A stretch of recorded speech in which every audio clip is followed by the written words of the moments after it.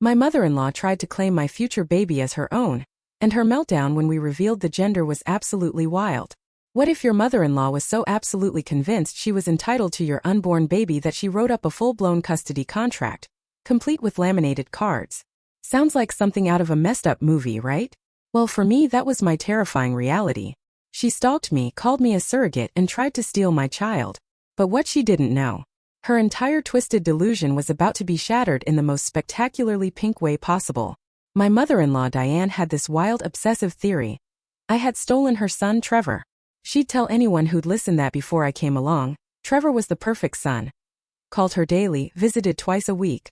Now, I was supposedly holding him hostage with my manipulation, and he barely showed up once a month.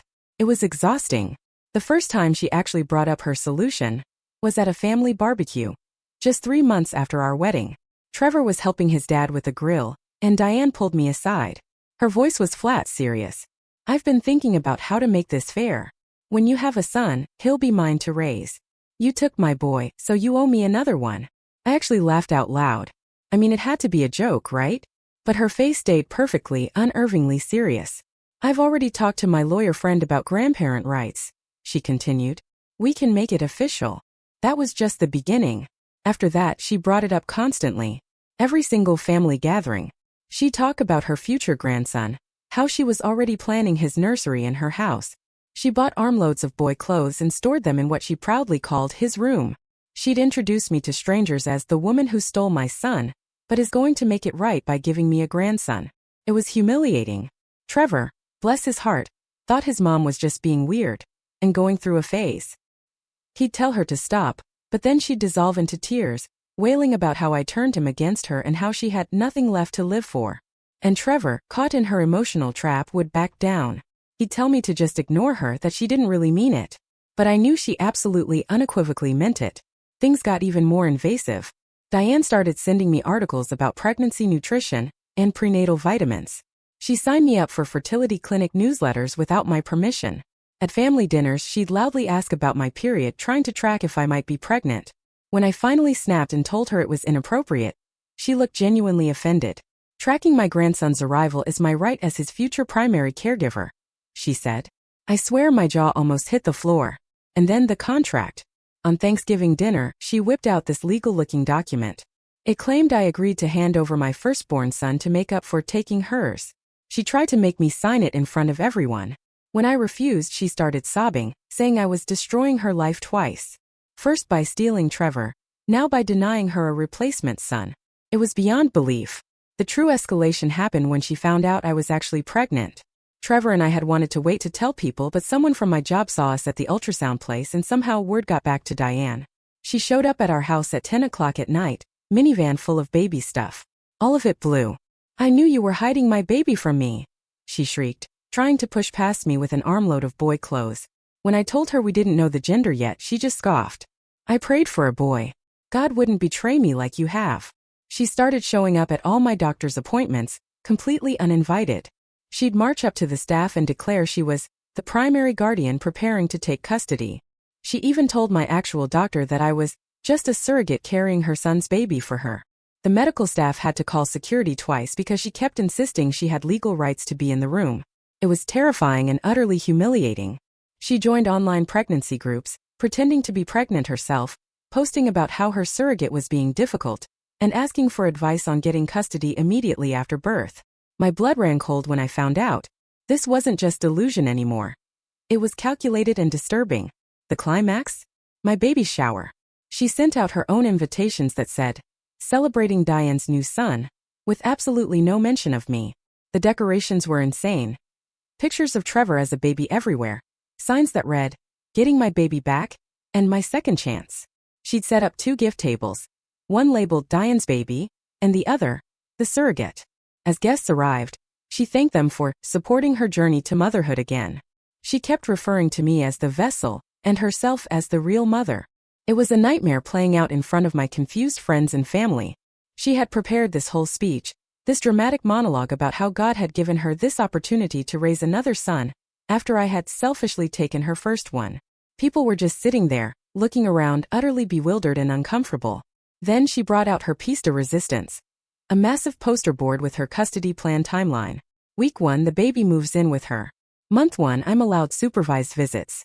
By year 1, the baby would call her mama, and me by my first name. She'd actually laminated little cards for guests explaining the transfer process and how they should address her as the baby's mother going forward. That's when my sister-in-law, Julia, who had been recording everything on her phone for weeks because she swore no one would believe how crazy Diane was, finally had enough. Julia stood up, her voice clear and strong. Diane, since you love contracts and legal documents so much, let me read you something. She pulled out her phone and started reading from our state's grandparent rights law. Grandparents have no automatic rights to custody or visitation. They cannot take a child from fit parents. What you're describing, Diane, is kidnapping. Julia kept going, reading case after case where grandparents tried and failed to get custody. She read the legal definition of harassment and stalking, pointing out how Diane following me to appointments and joining groups under false pretenses qualified. Then Julia delivered the line that finally broke Diane. She pulled up a specific court case and started reading the judge's words about a grandmother who tried to claim custody over her daughter's baby. The judge had written that grandparents who harass parents, show up uninvited to medical appointments, and make threats about taking custody actually destroy any chance of having a relationship with the grandchild. Julia's voice got louder as she read how the judge called that grandmother's behavior dangerous and delusional. She looked straight at Diane as she read the part where the court said such behavior showed the grandparent was unfit to be around the child at all.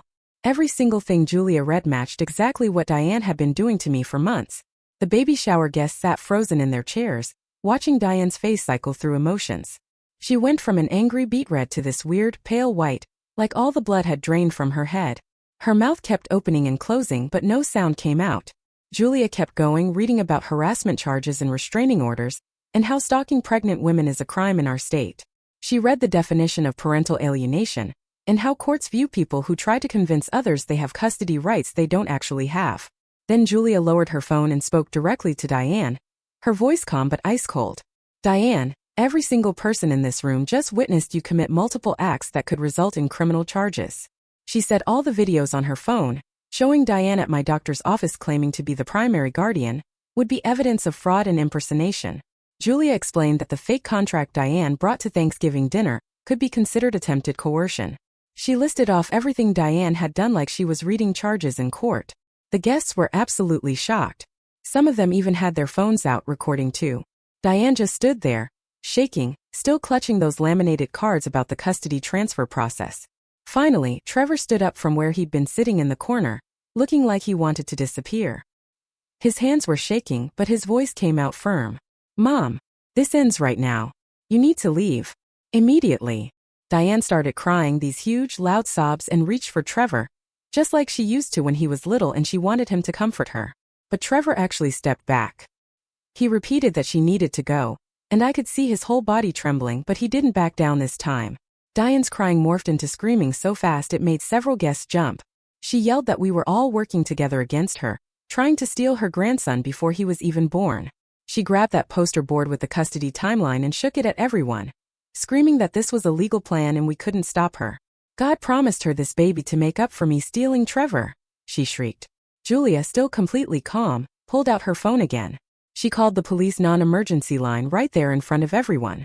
I heard her explain to the operator that someone was refusing to leave a private event after being asked multiple times, and was now causing a disturbance. Diane screamed louder when she realized Julia was actually calling the cops.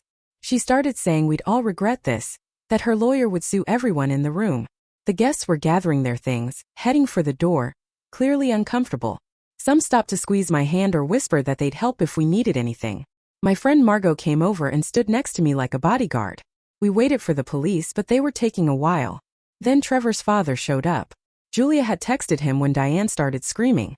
He walked in, took one look at that custody timeline poster still clutched in Diane's hands, and told her she'd completely lost her mind. His voice was tired, like he'd seen this kind of thing from her before. He said if she left quietly right now, he'd drive her home, and we wouldn't press charges. Diane argued with him for almost 10 minutes, insisting the baby was legally hers. Trevor's father finally raised his voice, his patience gone. The only right you have is to leave before the police arrive and arrest you.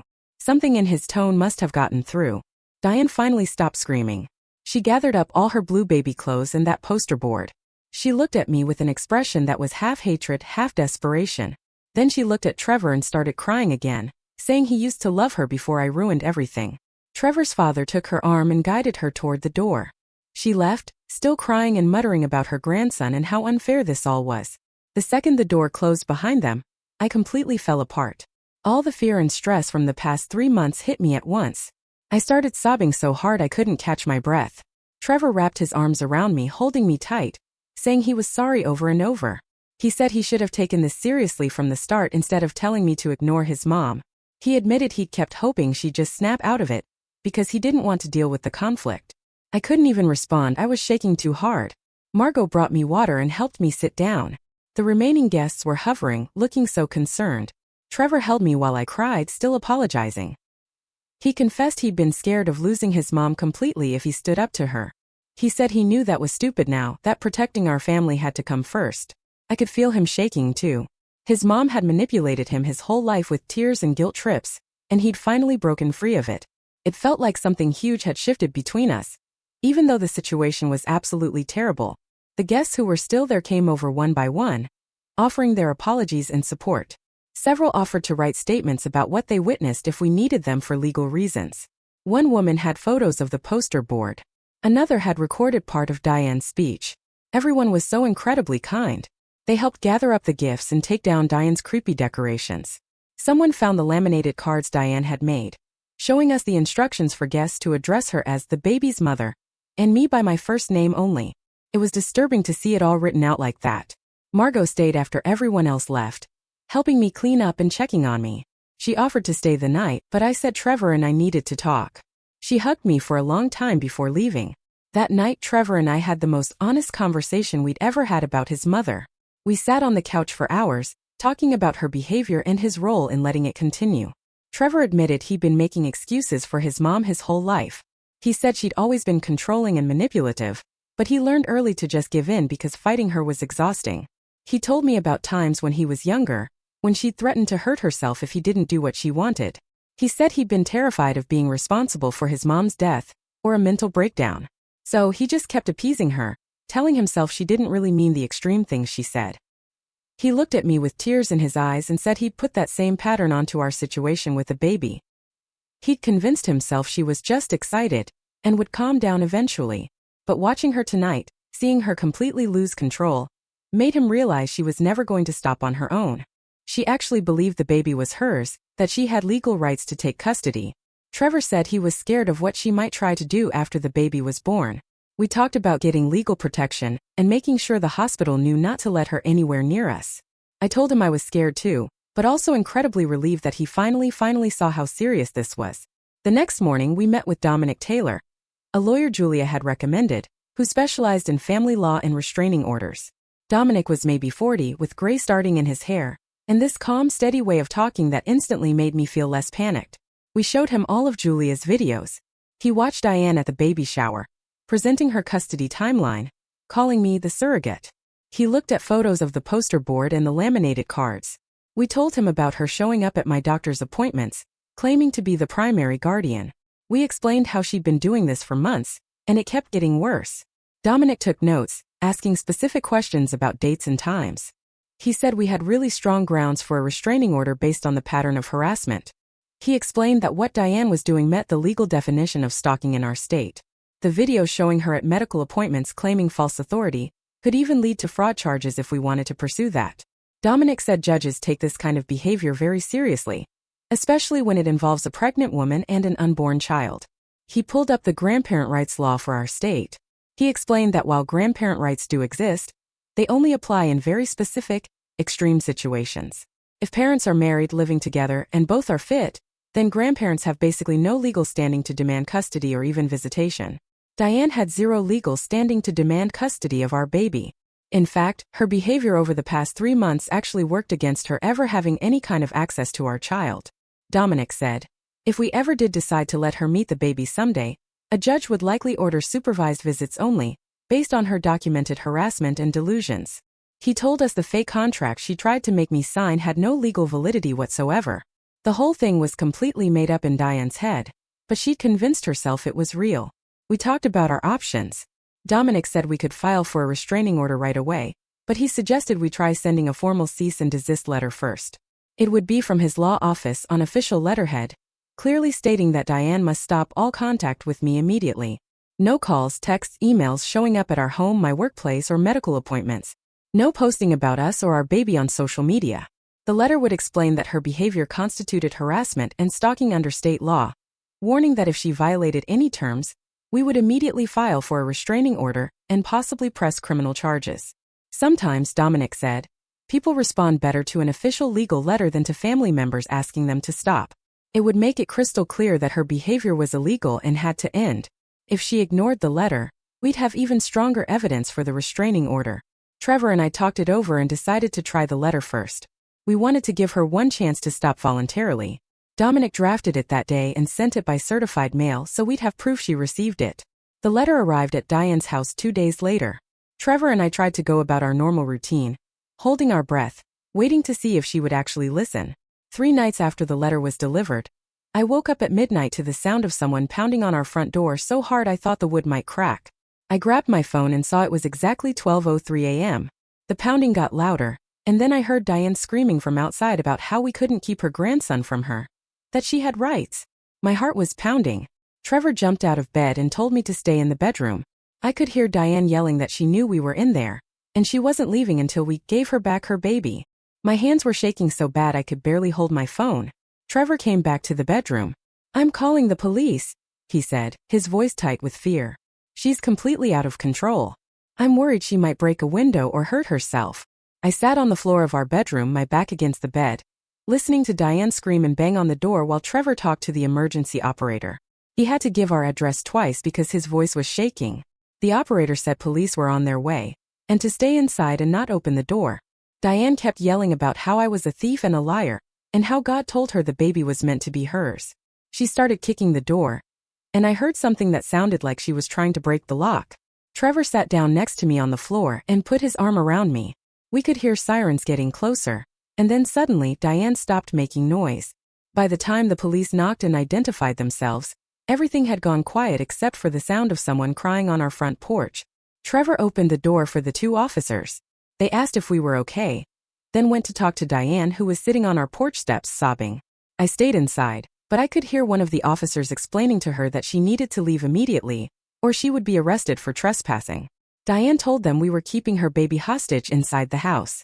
The officer asked her to clarify, and she said her grandson was in there and we wouldn't let her see him. The other officer asked how old the child was. Diane said he wasn't born yet, but he was hers. Both officers looked confused and came back to talk to Trevor. He told them about the cease and desist letter, and how his mother had been harassing me throughout my pregnancy. He showed them the letter from Dominic on his phone. The officers went back to Diane and spent almost 10 minutes trying to explain that an unborn baby legally belongs to its parents, and she had no right to demand access. Diane kept insisting they didn't understand, that she had talked to a lawyer about grandparent rights. One officer finally told her that she needed to go home right now, and if she came back, she would be arrested. They offered to drive her, but she said she had her car. The officers watched her get in her car and followed her for a few blocks to make sure she actually left. They came back to give us an incident report number and suggested we file for a restraining order in the morning.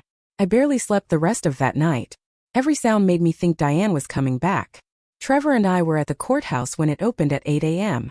We filled out all the paperwork for an emergency restraining order and attached copies of everything we had: the cease and desist letter, the incident report from last night, and photos from the baby shower.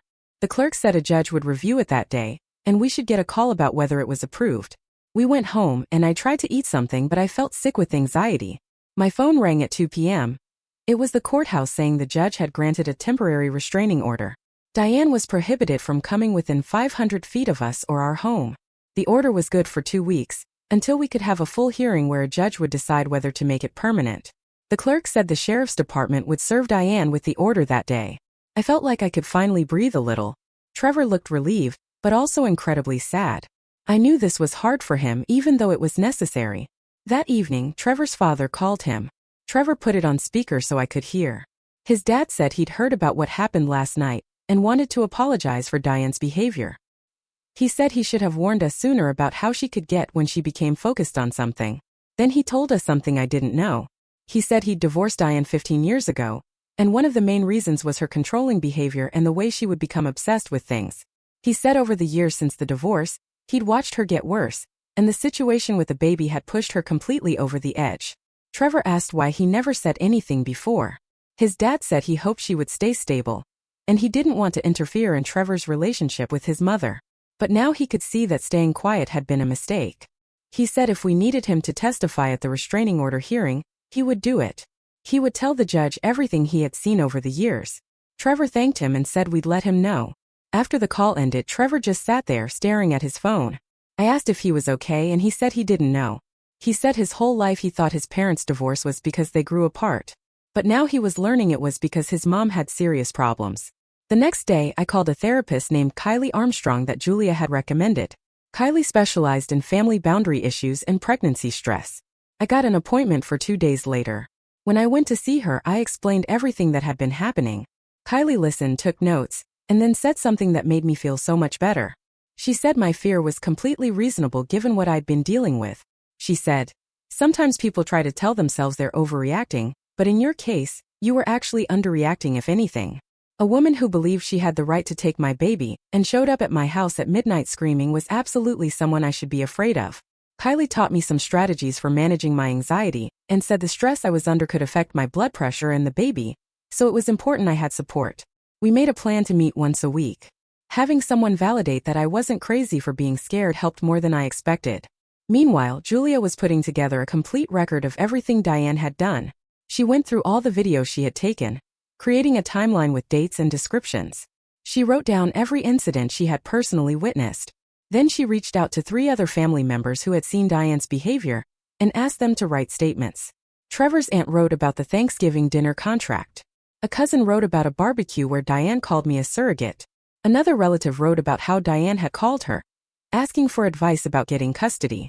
Julia compiled everything into a folder, organized by date, with printouts of the videos and all the written statements.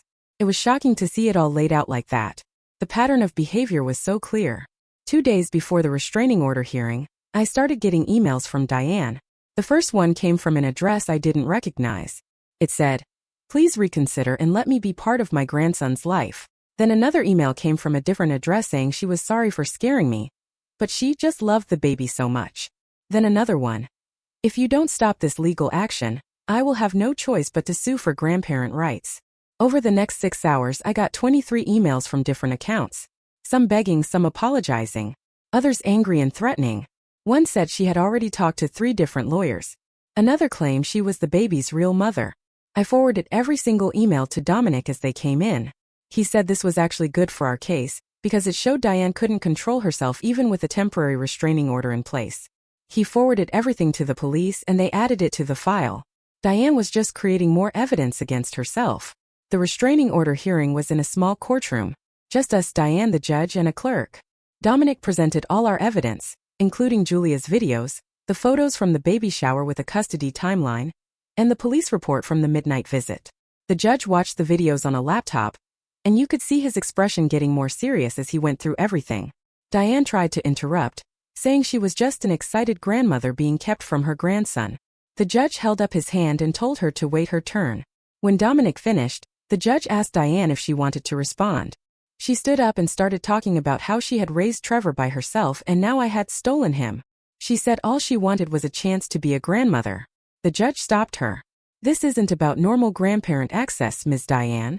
The evidence clearly shows a pattern of harassment and stalking behavior, not grandmotherly excitement. Showing up at someone's house at midnight screaming is not appropriate under any circumstances." The judge said he was granting a restraining order for 1 year. Diane was not allowed to contact either of us directly or indirectly. She couldn't come to our home or workplaces, couldn't post about us or our baby on social media, couldn't send emails or letters.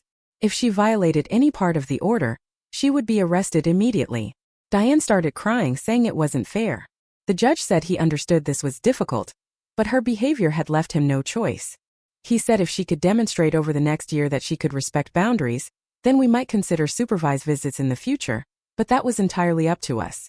He warned her that if she violated this order even once, she would face criminal charges. The clerk gave us both copies and we left the courtroom. I felt this huge sense of relief that someone in authority had finally told Diane no. In a way she couldn't ignore. We walked out to the parking lot and got in the car. Trevor sat in the driver's seat, but didn't start the engine. He just put his head down on the steering wheel and started crying. I had never seen him cry like that before. His whole body was shaking. I put my hand on his back and waited. After a few minutes he said he felt like he was losing his mom. I told him his mom had made choices that led to this, and we were just protecting ourselves. He said he knew that, but it still hurt. He said his whole life he thought his mom loved him, and now he was realizing she had been controlling and manipulative the whole time. He felt stupid for not seeing it sooner. I told him it wasn't his fault, and that recognizing the truth now was what mattered. We sat in that parking lot for 20 minutes while Trevor cried and I held him. Finally he said we should go home. He said this was painful but necessary, and he knew we were doing the right thing for our family. I said we would get through this together. He started the car and we drove home knowing we finally had legal protection, but also knowing the cost of getting it had been incredibly high. The next few days felt strange, like we were living in this bubble where we could finally breathe, but also waiting for something else to happen. Trevor went back to work, and I tried to focus on the pregnancy instead of constantly looking over my shoulder. One night we talked about whether we wanted to find out the baby's gender, and Trevor said he was ready if I was. I realized I did want to know. I wanted to celebrate this baby without Diane's fantasy hanging over everything. We called Margot and asked if we could do a small gender reveal at her place the following weekend. Just our closest people who had supported us through all of this. She got excited and said she would make a cake and we could keep it simple and happy. We invited Julia and her family, Trevor's father, and a few of our friends who knew what we had been dealing with. The morning of the party, my doctor's office called with the results, and I gave them to Margot so she could make the cake the right color. Trevor and I spent the day trying not to think about what the answer would be, just focusing on the fact that we got to find out together, without anyone trying to take over the moment. We arrived at Margot's house around 2 p.m. Everyone was already there. The living room was decorated with simple yellow and white balloons, since we hadn't told anyone the gender yet. Margot brought out this beautiful cake, covered in white frosting with question marks piped on top. Everyone gathered around, phones ready to record. Trevor and I held the knife together and cut into the cake, and when we pulled the slice out, the inside was bright pink. Everyone started cheering and hugging us. Julia was crying happy tears while her kids jumped around, excited about having a cousin. Trevor pulled me close and whispered that he was so happy, and I felt this weird mix of pure joy about our daughter, and also this massive relief that Diane's whole fantasy was based on something that wasn't even real. She had spent months planning to take custody of a grandson who didn't exist. Julia came over while we were eating cake and said Diane was probably going to lose her mind when she found out it was a girl, since her entire custody plan was specifically about replacing Trevor with a grandson. We all laughed, but I felt a knot of anxiety too. How would Diane react when she eventually learned the truth? Trevor's father was quiet for a bit, then pulled Trevor aside and asked if he could share the news with Diane. He said maybe knowing it was a girl would help her accept reality and move on from this obsession. Trevor looked at me and I didn't know what to say. So, we told his father we needed to check with Dominic first to make sure it wouldn't violate the restraining order. We called Dominic that evening. He said technically it wouldn't be a violation if Trevor's father chose to tell Diane information he learned on his own. He warned us that Diane might still try to contact us about it, and if she did, we should document everything and report it immediately. Trevor's father said he would tell her the next day and let us know how it went. 3 days later he called Trevor. He said he had shown Diane a photo from the gender reveal that Julia had sent him. At first, Diane refused to believe him, insisting he was lying to protect us. But when he showed her the photo of us cutting into the pink cake, she had a complete meltdown. She threw her phone across the room and started screaming that we had known all along, and deliberately led her on just to hurt her. Trevor's father said he had never seen her that angry, that she was convinced we had somehow paid off the ultrasound technician to lie about the gender just to humiliate her. He said she ranted for over an hour about how we were evil and cruel, and she would find a way to prove we were lying. The next morning, I woke up to 17 new emails from an account I didn't recognize. They were all from Diane, sent between 2 and 5 a.m., and they were completely unhinged. She wrote that she knew we had always known it was a girl, and we strung her along on purpose. She said we probably paid the doctor to fake the ultrasound results just to torture her. She claimed we were going to pay for what we did to her, that karma would come for us, that God saw what we were doing.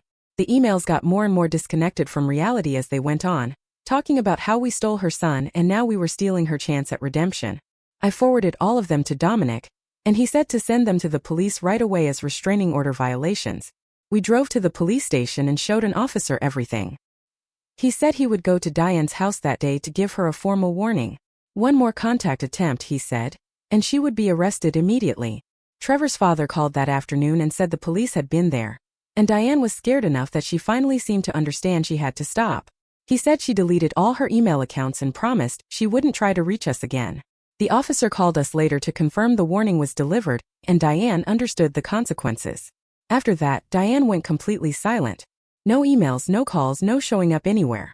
Trevor's father said she barely left her house for a week, just stayed inside and didn't talk to anyone. The silence was almost as weird as the harassment had been, like we kept waiting for the next thing to happen. But weeks went by and nothing did. I could go to my doctor's appointments without checking the waiting room for her face. I could go to the grocery store without worrying she would corner me in an aisle. The last 2 months of my pregnancy were peaceful in a way I hadn't experienced since before Diane found out I was expecting. Trevor and I took a childbirth class, learning breathing techniques and labor positions. The other couples in the class would talk about their families and who was coming to visit after the baby arrived. And we would just smile and not mention that we had a restraining order against Trevor's mother. I kept seeing Kylie every other week, and we worked on strategies for protecting our boundaries after the baby came. She helped us create a clear plan for who could visit, and when, what information we would share on social media, how we would handle anyone who tried to push our limits. Trevor practiced saying no without explaining or justifying, just a simple no that didn't leave room for argument.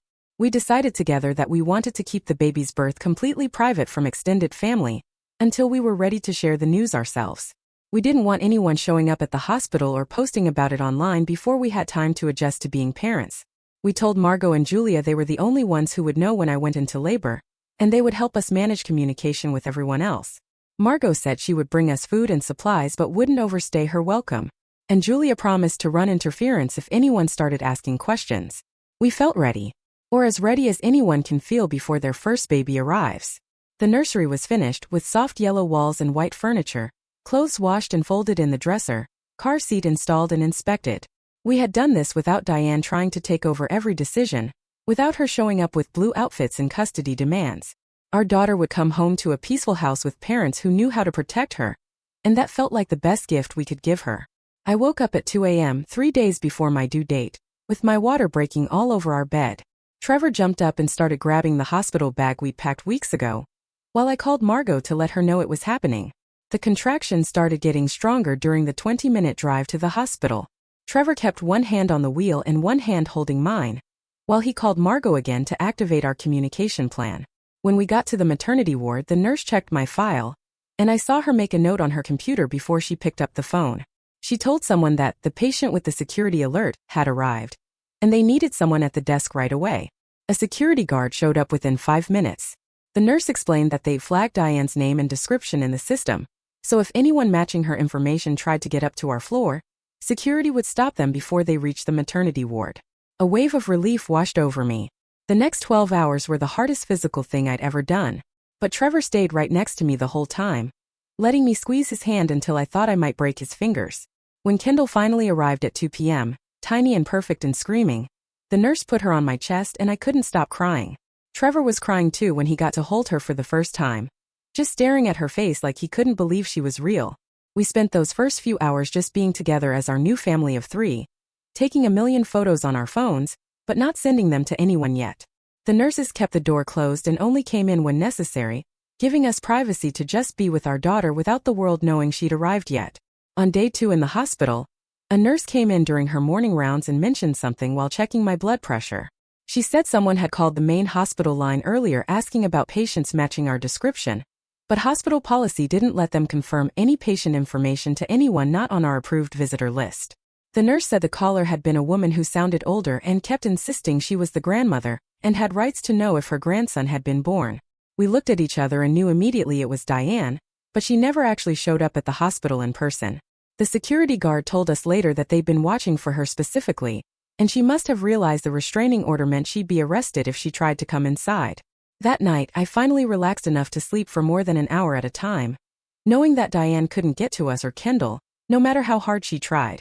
We brought Kendall home after 2 days. Margot had already been to our house that morning to make sure everything was ready and checked that no one had been around our property.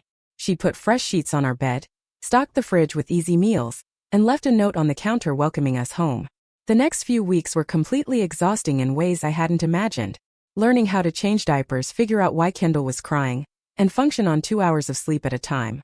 But it was also kind of magical because we got to do it without anyone showing up uninvited or criticizing our choices or trying to take over.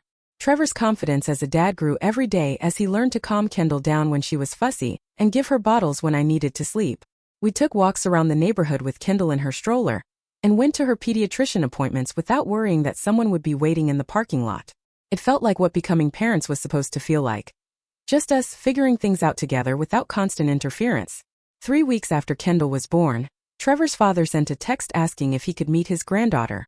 We talked about it for a few days, and then discussed it with both Kylie and Dominic to make sure we were making a safe choice.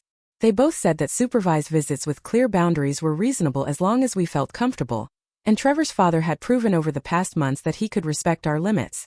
We agreed to have him come to our house on a Saturday afternoon with the understanding that the visit would be short, and he couldn't take any photos to share with Diane. When he arrived, he brought a simple gift, a soft stuffed bunny, and asked permission before picking Kendall up. He held his granddaughter gently for about 20 minutes, talking to her softly and not asking us invasive questions about our parenting or making demands about future visits. When Kendall started getting fussy, he handed her back to me right away and thanked us for letting him meet her, leaving exactly when we'd agreed. Trevor seemed relieved after his dad left, like maybe it was possible to have some family relationships that worked, even after everything with Diane. We waited until Kendall was 6 weeks old before sharing her birth announcement on social media, with strict privacy settings that only let our approved friends see the post. The announcement included one photo of Kendall sleeping in her bassinet, and a clear statement that we'd be sharing photos and updates on our own timeline. We asked everyone to respect our privacy by not sharing our posts elsewhere. Within an hour, several family members commented with congratulations and genuine happiness. Everyone seemed to understand and respect our boundaries. My parents commented that they couldn't wait to meet her when we were ready, and Julia wrote that Kendall was beautiful, and she was proud of us for protecting our family. It felt good to share our joy with people who actually cared about us, and not just about getting access to our baby. 2 weeks after we posted the announcement, Trevor's father called to say that a letter had arrived at his house, addressed to both of us. He offered to open it and read it to us over the phone, and when we agreed he said it was from Diane. The letter was surprisingly calm compared to everything before. It just congratulated us on Kendall's arrival, and said she understood why we'd set the boundaries we had. She wrote that she wanted to work toward eventually meeting Kendall under whatever conditions we decided were appropriate, and she knew she needed to prove she could respect our choices as parents. There were no demands or guilt trips or threats about grandparent rights, just a simple request to consider letting her be part of Kendall's life someday if she could show us she changed. We told Trevor's father we needed time to think about it and asked him to hold on to the letter for now. That night after Kendall went to sleep, Trevor and I sat at the kitchen table, trying to figure out if Diane's letter meant genuine change, or if it was just a new way to manipulate us. We called Dominic the next day, and then had a video session with Kylie to talk through what the letter might mean. Kylie said that sometimes people do actually change when they face real consequences and lose something important to them. The restraining order, plus the reality that Kendall was a girl instead of the grandson Diane had obsessed over, might have finally forced her to accept things. But Kylie also warned us that change takes sustained effort over time, not just one nice letter. We shouldn't make any decisions based on words alone. Dominic agreed and said that if we wanted to leave the door open for future contact, we should make it conditional on Diane doing actual therapeutic work and proving through consistent behavior that she understood why what she'd done was wrong. After talking it over for another week and discussing it again with both Kylie and Dominic, we decided to send a response through Dominic's office, so it would be official and documented. The letter stated that we were willing to consider supervised contact in the future if Diane completed therapy with a licensed professional and demonstrated consistent respect for our boundaries over a period of at least 6 months. We made it really clear that this wasn't a promise or a set timeline, just a possibility if she did the actual work to change her behavior and thinking patterns.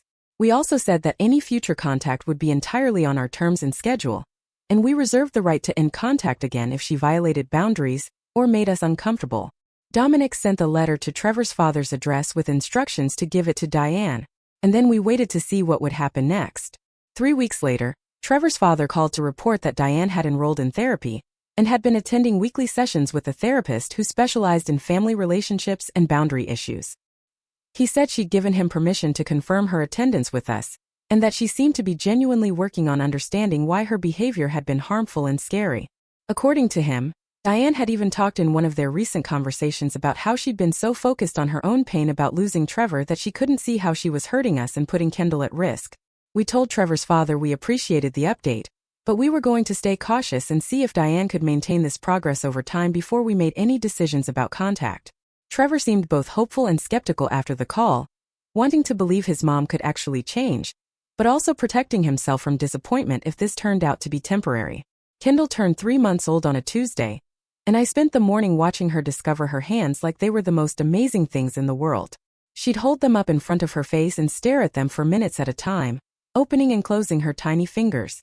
Trevor came home from work early just to hang out with us, and we laid on a blanket on the living room floor while Kendall kicked her legs and made happy noises. The best part was that I didn't spend the whole time looking over my shoulder or checking my phone for crazy messages from Diane. We could just be parents without all the fear and stress that had taken over my entire pregnancy. My body had recovered from the birth better than I expected, and the doctor said everything looked good at my last checkup. But the bigger recovery was mental, not having to deal with Diane's constant harassment and threats. I could actually enjoy being a mom instead of feeling like I had to protect Kendall from someone who wanted to steal her. Trevor started going to therapy around the same time, meeting with a counselor twice a week to work through everything with his mother. He'd come home from sessions looking tired, but also lighter somehow, like he was finally putting down weight he'd been carrying for years. One night after Kendall went to sleep, he told me his therapist had helped him see how he'd been making excuses for Diane's behavior since he was a kid. Anytime she did something controlling or manipulative, he'd convince himself it was because she loved him so much or she was just worried. His therapist called it enabling, and Trevor was learning to recognize when he fell into those old patterns. He practiced setting boundaries in therapy, role-playing conversations where he stood firm instead of backing down when Diane cried or guilt-tripped him. I could see the difference in how he talked about his mom now. He still felt sad about the whole situation, but he wasn't making excuses for what she'd done or suggesting we should just give her another chance without real proof of change. We celebrated Kendall's 3-month milestone with a small gathering at our house on a Saturday afternoon. Margot brought a chocolate cake, and Julia came with her kids, who were fascinated by how tiny Kendall was. Trevor's father showed up right on time with a wrapped present under his arm. He asked if it was okay to take a few photos before he even pulled out his phone, and he sent them just to Trevor instead of posting them anywhere online. While Kendall napped in her bassinet, Trevor's father mentioned that Diane had asked about her a few times, but in a normal way, just wondering how she was doing. He said Diane hadn't made any demands about wanting to see Kendall or complained about being kept away. She'd even stopped bringing up the whole grandson fantasy and seemed to accept that Kendall was a girl, and that we were her parents. It felt like progress, even though we all knew it was still early and Diane could backslide at any point. The restraining order was set to expire in 9 months, and Trevor and I had been talking about whether we should renew it or let it lapse. We scheduled a meeting with Dominic to get his legal opinion. He pulled out the file with all the documentation from the original hearing and reminded us how serious Diane's behavior had been. Then he said that the point of a restraining order wasn't punishment, it was protection, and we needed to decide if we still needed that level of legal protection.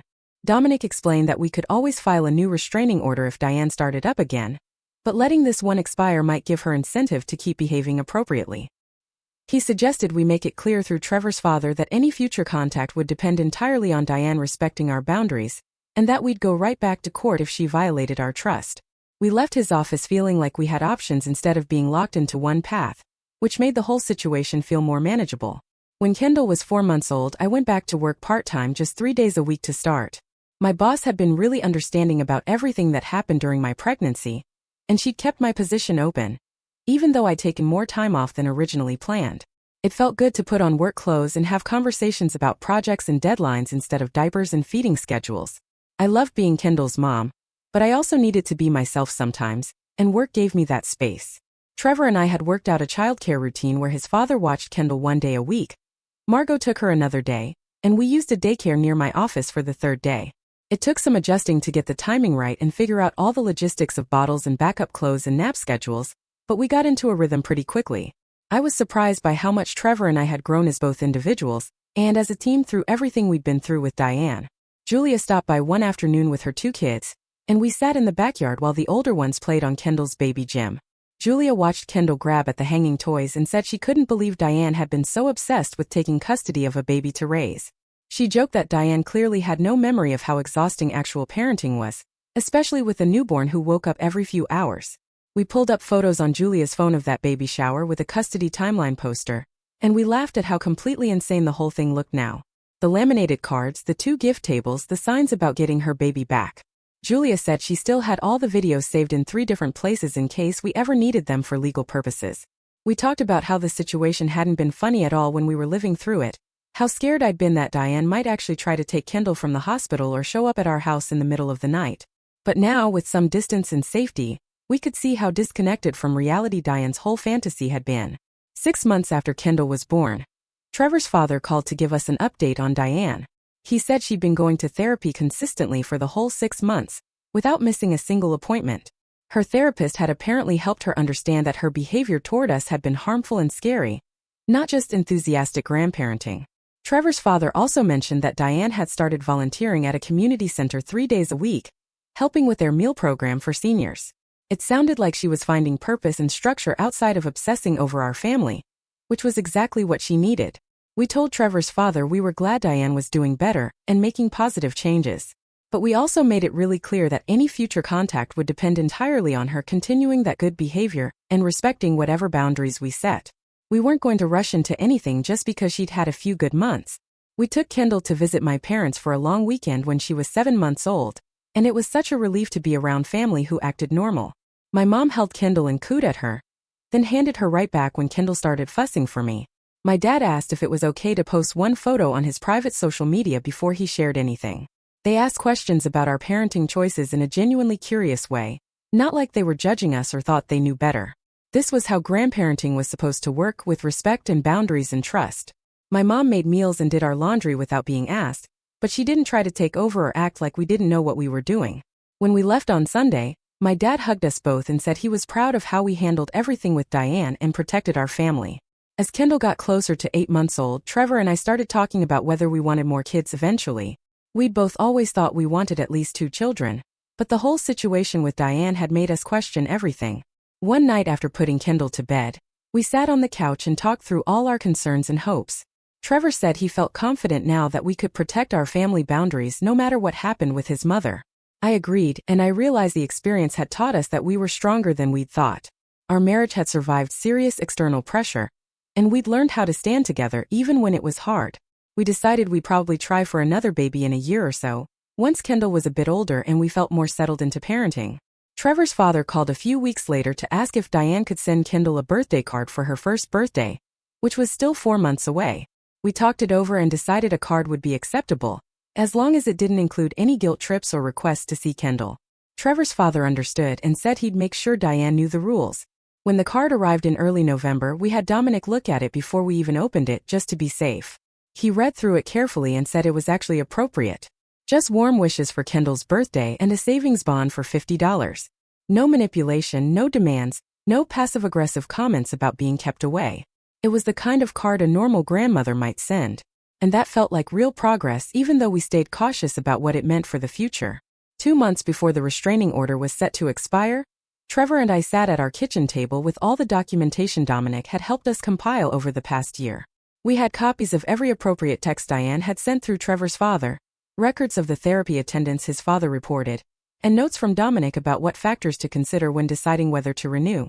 Trevor spread the papers across the table, and we went through each one, talking about whether we felt safe enough to let the legal protection lapse. The decision felt huge because renewing meant another year of court involvement and fees, but not renewing meant trusting that Diane had actually changed enough to respect boundaries without a judge forcing her to. We talked for almost 3 hours that night, going back and forth about what felt right.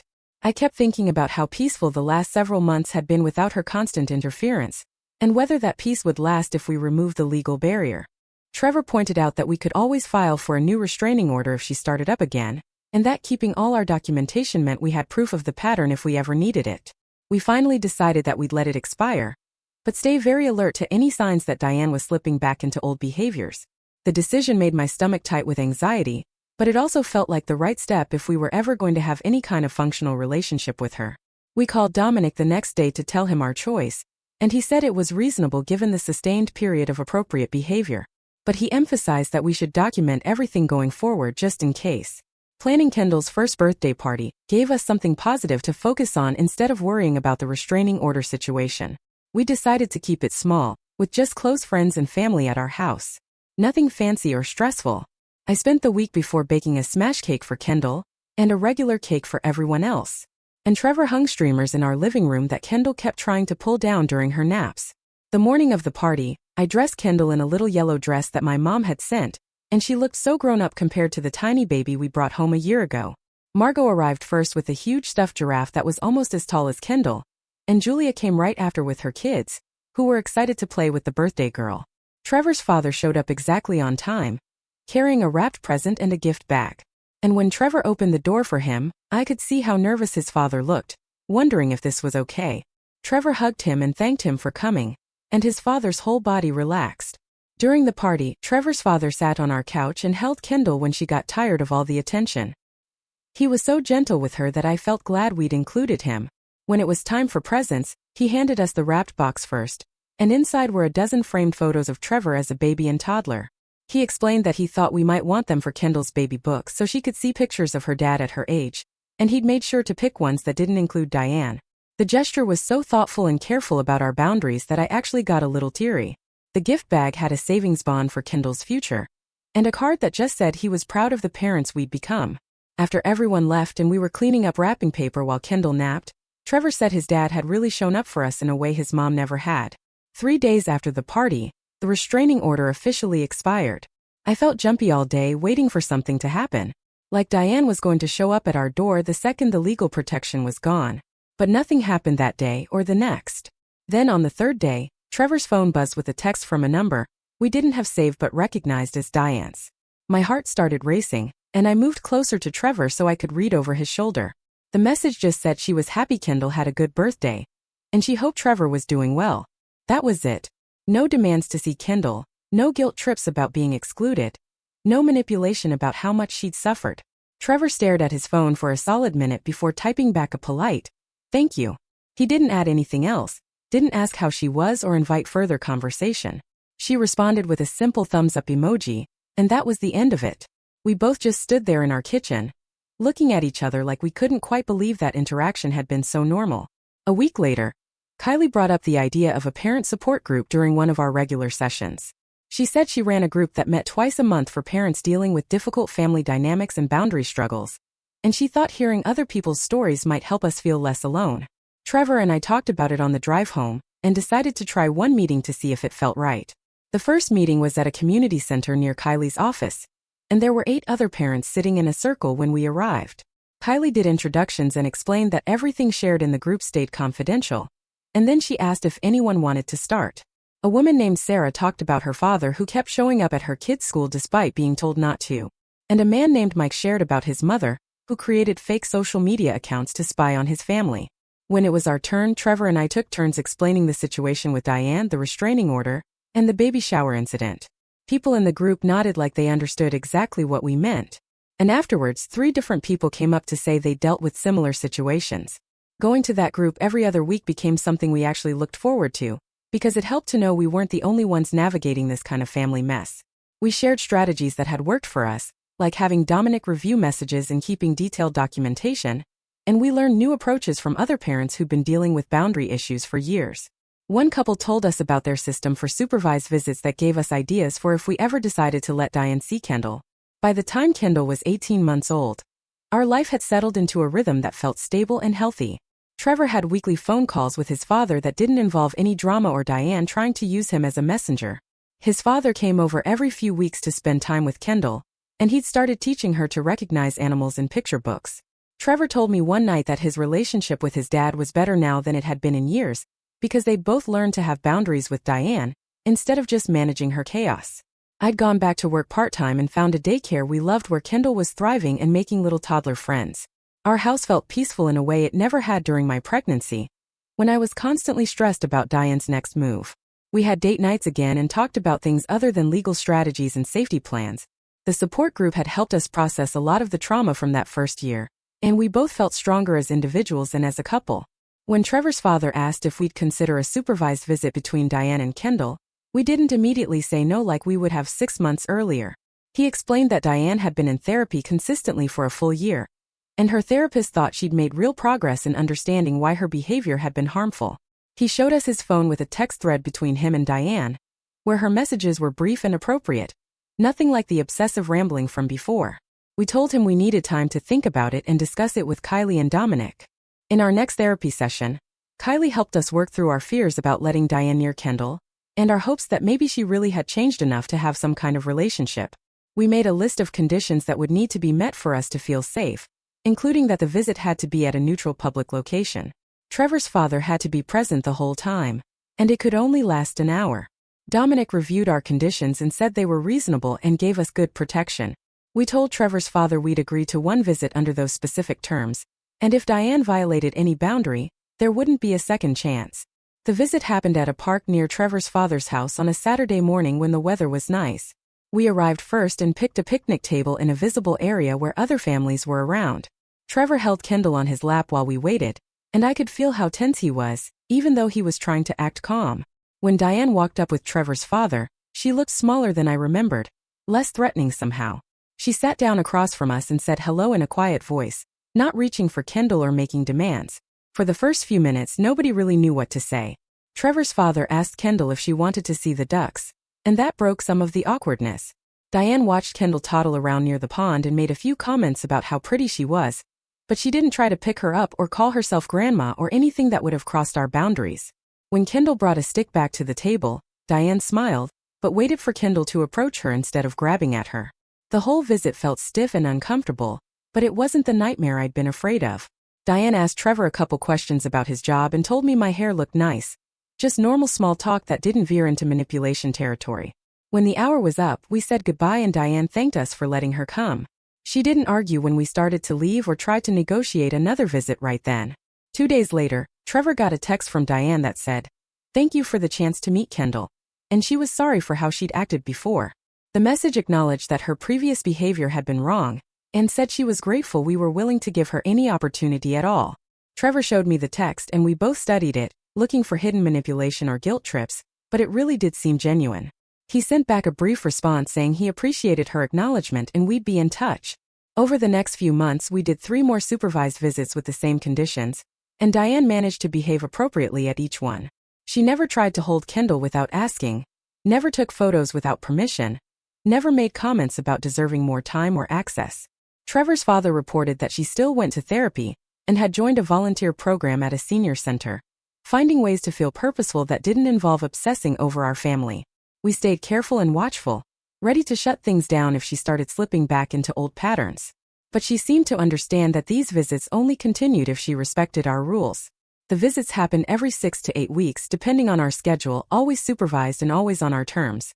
One night after Kendall was in bed, Trevor and I sat on our back porch and talked about how different everything was from that terrifying day at the baby shower. We'd gone from me being scared to go to doctor appointments to having a system that actually worked for our family.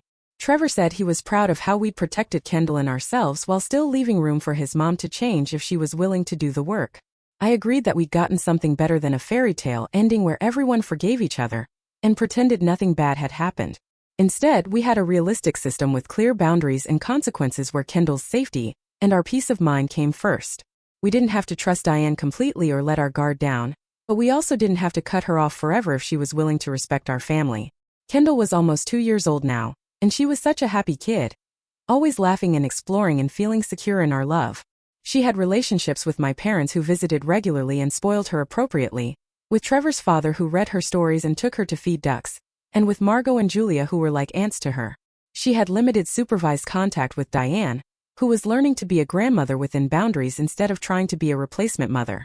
That was what mattered most in the end, that Kendall grew up knowing she was protected and loved, and that her parents would always put her well-being first. About a year and a half after that conversation on the porch, I found out I was pregnant again. We waited until the 12-week mark to tell anyone, and this time we got to share the news on our own terms, without anyone finding out early or showing up uninvited. Trevor posted a simple announcement on social media with a picture of Kendall holding a sign that said, "Big Sister," and we waited to see how people would respond. My parents called right away to congratulate us and ask how I was feeling. Julia sent a bunch of excited texts with heart emojis. Trevor's father called that evening to say he was thrilled and asked if we needed anything. And Diane sent a text the next morning that just said, "Congratulations on your growing family," which was exactly the kind of response we'd hoped for. No demands for information about the gender. No plans for taking over. No mentions of what she deserved or was owed. Just a normal grandmother response that respected our boundaries. Trevor showed me the text, and we both felt this huge sense of relief that we didn't have to brace for drama or manipulation this time around. The rest of the pregnancy was so different from the first one that it almost felt surreal. I went to every appointment without looking over my shoulder or worrying that Diane would show up. I joined pregnancy groups online under my real name without fear that she was lurking in them, pretending to be pregnant herself. We picked out baby stuff and decorated the nursery without anyone trying to claim ownership of our decisions. Trevor came to every ultrasound, and we found out together that we were having another girl, and his only reaction was pure joy, without any worry about how his mother would respond. We told our families about the gender through a simple group text, and Diane replied with a short message saying she was happy for us. No meltdown about it not being a boy. No conspiracy theories. Just appropriate grandparent behavior. I kept waiting for the other shoe to drop and for Diane to start inserting herself or making demands, but it never happened. She stuck to the boundaries we'd established and only reached out occasionally with brief check-ins that Trevor would respond to politely. The peaceful pregnancy gave me space to actually enjoy being pregnant, instead of spending all my energy on anxiety and protection mode. I could focus on Kendall and preparing her to be a big sister. Trevor and I took a childbirth refresher class and talked about how we wanted things to go differently this time with visitors and announcements. We made plans for Kendall to stay with my parents when I went into labor so she wouldn't be scared or confused. Everything felt manageable and calm in a way that the first pregnancy never got to be. Trevor was so much more present and engaged without the constant weight of his mother's expectations hanging over him. He wasn't torn between protecting me and appeasing Diane anymore. He could just be excited about becoming a dad again without guilt or conflict. We talked about baby names without anyone trying to claim naming rights. We planned the nursery layout without anyone insisting they knew better. We made decisions together as partners and parents without outside interference. When I went into labor with our second daughter, Sophia, we followed our plan. My parents picked up Kendall before we headed to the hospital. The birth went smoothly, and Sophia arrived healthy after just 8 hours of labor. We spent the first day in the hospital as just our family of 4, taking pictures and videos and letting Kendall meet her baby sister. On the second day, we posted a simple birth announcement with Sophia's name, weight, and length, along with a photo of the girls together. The responses came in quickly from family and friends. My parents visited that afternoon and brought Kendall to see us again. Trevor's father came by that evening with a gift basket and spent an hour holding Sophia and reading to Kendall. And Diane sent a text saying congratulations on Sophia's arrival, followed by a message saying she'd sent a gift card to our email. That was it.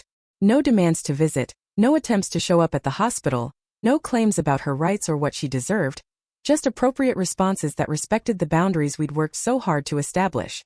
When we brought Sophia home, Trevor's father asked if he could visit the following weekend, and we said yes because he'd proven over and over that he understood and respected our rules.